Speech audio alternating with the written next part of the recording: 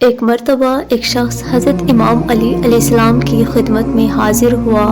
اور سوال کیا، یا علی، مچھلی ہمیشہ پانی میں ہی کیوں رہتی ہے اور اس کے منہ میں زبان کیوں نہیں ہوتی؟ حضرت علی علیہ السلام نے تبسم سے فرمایا،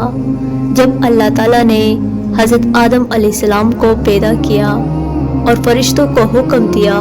کہ وہ انہیں سجدہ کرے تو تمام فرشتوں نے اللہ کے حکم کی تعمیل کی،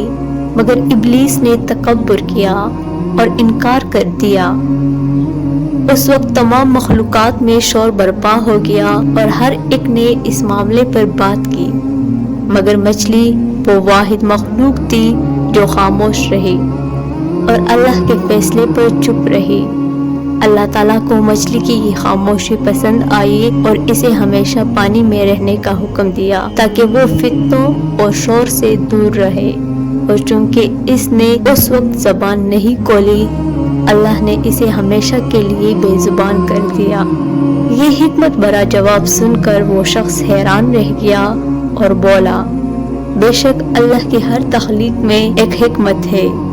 یہ واقعہ ہمیں سکھاتا ہے کہ بعض اوقات خاموشی سب سے بڑی دانائی ہوتی ہے اور اللہ کے فیصلے پر راضی رہنا ہی اصل کامیابی